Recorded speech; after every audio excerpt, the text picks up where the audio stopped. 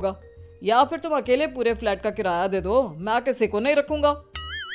नरेश अपने मकान मालिक की बात सुन के रीना के साथ रहने के लिए तैयार हो जाता है, पर अंदर ही अंदर उसे ये बात खाने लगती है कि वो अपनी माँ को क्या जवाब देगा जब उसकी माँ रीना के बारे में उसे पूछेगी।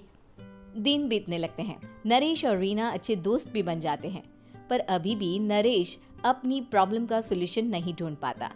एक दिन नरेश बहुत परेशान सा बैठा होता है। तभी रीना उसे पूछती है, क्या हुआ नरेश, तुम काफी परेशान लग रहे हो, सब ठीक तो है ना? हाँ सब ठीक है, बस एक छोटी सी प्रॉब्लम है। वो एक्चुअली 2 दिन बाद मेरी माँ मुझसे मिलने आ रही है। अरे तो इसमें प्रॉब्लम क्या है, ये तो खुशी की बात है। हाँ रीना, बट मेरी माँ एक जिद लेकर बैठ गई है कि मैं शादी कर लूँ, पर मैं अभी इस चीज़ के लिए तैयार नहीं हूँ। ऊपर से जब वो तुम्हें देखेगी तो 100 सवाल करेगी, क्या जवाब दूंगा? अरे इसमें कोई टेंशन वाली बात नहीं है, मेरे पास ना इस प्रॉब्लम का सलूशन है, जिससे ना तुम्हें शादी करनी पड़ेगी और ना ही तुम्हारी माँ मेरे बारे में कुछ पूछेंगी। रीना की बात सुनकर नरेश सोच में डूब जाता है। वो सोचता है कि रीना खुले ख्यालों वाली लड़की है, कहीं माँ को सच बता ना दे। नरेश को सोच में डूबा देखकर रीना कहती है, अरे क्या हुआ, किस सोच में पड़ गए? डोंट वरी, जैसा तुम सोच रहे हो ना वैसे कुछ भी नहीं है, मेरे पास एक प्लान है। मैं कुछ समझ नहीं पा रहा हूँ, कैसा प्लान? मैं समझाती हूँ। हम ना एक कॉन्ट्रैक्ट मैरिज कर लेते हैं। फिलहाल मेरे पास जॉब नहीं है, तो तुम इस रूम का किराया दे देना जब तक तुम्हारी माँ यहाँ रहेंगी, सिर्फ तब तक। और तुम अपनी माँ से कह देना कि मैं तुम्हारी पत्नी हूँ, इससे वो मेरे यहाँ रहने पर कोई सवाल भी नहीं करेंगी। अरे बात तुम्हारी ठीक है, पर माँ से झूठ बोलना, ना ना बाबा, मैं ये रिस्क नहीं ले सकता। कोई और आइडिया दो ना तुम। देखो मंजूर हो तो बोलो, वरना सच बता दो, मुझे कोई प्रॉब्लम नहीं है। रीना की बात सुनकर नरेश सोच में डूब जाता है। बहुत सोचने के बाद जब उसे कोई रास्ता नहीं मिलता तो वो रीना के बताए हुए रास्ते पर चलने के लिए तैयार हो जाता है। वो रीना से बात करता है और अपनी माँ की पसंद और नापसंद के बारे में बताता है। रीना भी नरेश की सभी बातों को ध्यान से सुनती है ताकि कहीं उससे कोई गलती ना हो जाए। आखिर वो दिन भी आ जाता है जब नरेश की माँ उससे मिलने दिल्ली आ जाती है। नरेश अपनी माँ को फ्लैट पर लेकर जाता है। जैसे ही नरेश की माँ फ्लैट के अंदर जाती है, रीना उसके पैर छू लेती है। ये देखकर नरेश की माँ थोड़ी घबरा जाती है और नरेश से पूछती है, अरे बेटा नरेश, ये कौन है?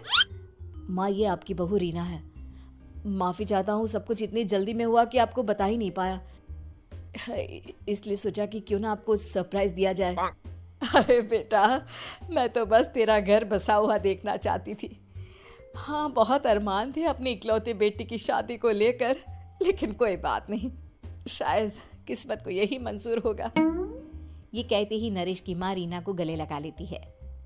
रीना बेटिया, मेरा बेटा ना थोड़ा नादान है, पर तुम काफी समझदार लगती हो और मैं जानती हूँ कि तुम इसका बहुत अच्छे से ध्यान रखोगी।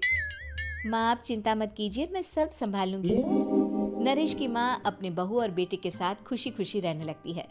दिन बीतने लगते हैं। नरेश की माँ और रीना का रिश्ता बहुत मजबूत होता चला जाता है। वो दोनों सारा दिन एक साथ रहती और खूब बातें करती। इधर साथ रहते रहते नरेश और रीना भी एक दूसरे से प्यार करने लगते हैं। दोनों को इस बात का एहसास हो जाता है, फिर भी वो इस बात को छुपा कर ही रखते हैं। एक दिन नरेश की माँ और रीना शादी के बारे में बात करने लगते हैं। रीना बिटिया, ये तो नरेश ने मुझे बिना बताए शादी कर ली, वरना मैं तो अपनी इकलौती बेटी की शादी इतनी धूमधाम से करती कि सारी दुनिया देखती रह जाती।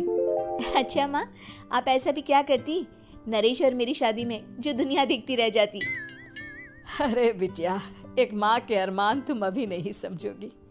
मैं तो अपनी बहू को एक रानी की तरह लेकर आती और शादी भी बिल्कुल शाही अंदाज में करती, पर मेरे तो सारे अरमान ऐसे ही रह गए। खैर, मुझे तो अपने बेटे और बहू की खुशी चाहिए बस। ये कहते हुए नरेश की माँ की आंखों में आंसू आ जाते हैं।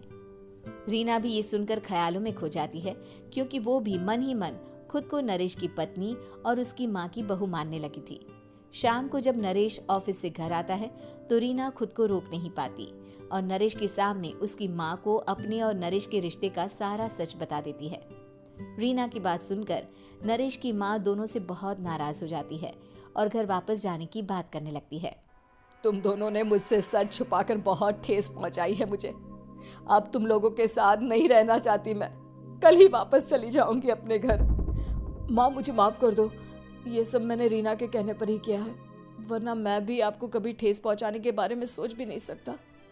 हाँ माँ, हमने ये सिर्फ आपका दिल रखने के लिए किया, प्लीज हम दोनों को माफ कर दीजिए।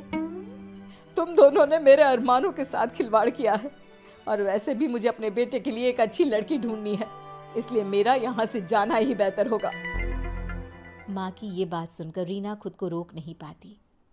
माँ, क्या मैं आपके घर की बहू बनने लायक नहीं हूँ? रीना की बात सुनकर नरेश हैरान रह जाता है।